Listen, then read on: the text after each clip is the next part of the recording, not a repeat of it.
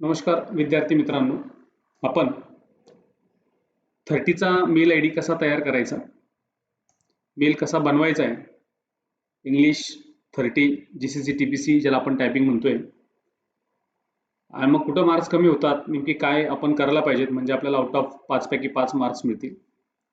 Email हा 5 मिनिटासाठी असतो, 5 मार्कासाठी असतो.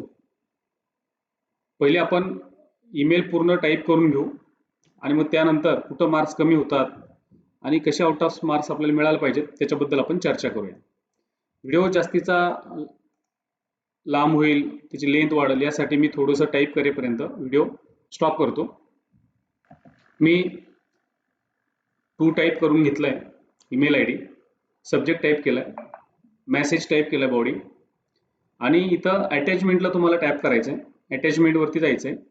या नावाची अटॅचमेंट पाहिजे, एक्सटेन्शन लागलेले त्याला DOCX. ते खूप महत्त्वाचं आहे कारण कधी कधी सेम नावाच्या फाईल सुद्धा यामध्ये दिल्या जातात, पण आपण एक्सटेन्शन बघून ती फाईल आपल्याला अटॅच करायची. तर रिझ्यूम DOCX डॉक्युमेंटचं एक्सटेन्शन या ठिकाणी दिलेले आहे, त्याला आपण अटॅच केला.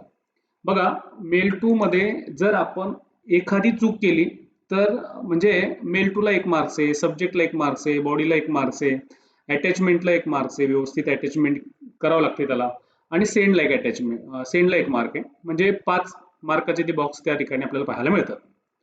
इथं मेलमध्ये टाईप करताना जर तुमच्याकडून काही चुकी झाली तर तो 1 मार्क जाईल तुमचा. सब्जेक्टमध्ये जर कधी काही एखादी चूक झाली तरी सुद्धा 1 मार्क जाईल तुमचा. बॉडीमध्ये जर एखादी चूक झाली तर फक्त अर्धा मार्क जाईल, 1 मार्क जाणार नाही.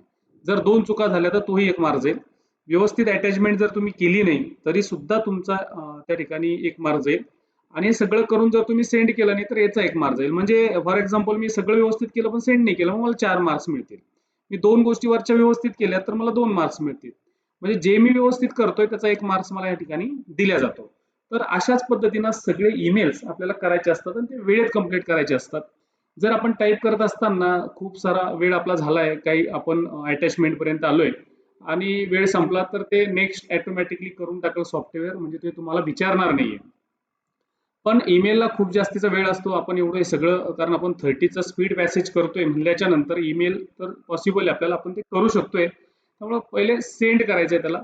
सेंड केल्याच्या नंतर तुम्हाला तुमचा जो रिझल्ट आहे तो आता तर तुम्हाला लगेच पाहायला मिळेल, पण मग सराव करत असताना या गोष्टी तुम्हाला मिळतील पाहायला.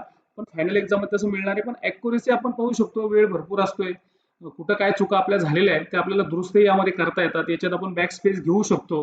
म्हणजे स्पीड पॅसेज सारखं नाही, बॅक स्पेस घेतलं तर तिथं आपले मार्क्स कमी होण्याचे चान्सेस असतात. तसं इथं नसतं, इथं तुम्ही किती वेळेस बॅक स्पेस घेऊ शकता. सेंड बटनावरती टॅप करून आपण त्याला येस करतोय. तर तुम्ही जर बघितलं ना तर मला इथं टोटली 5 पैकी 5 मार्क्स पाहायला या ठिकाणी मिळत आहे.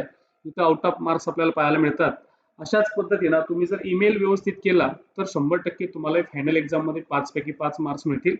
ईमेल तुम्हाला अगदी व्यवस्थित प्रत्येकाला समजला असेल. परत पुन्हा भेटू आपण समोरच्या व्हिडिओमध्ये. थँक्यू.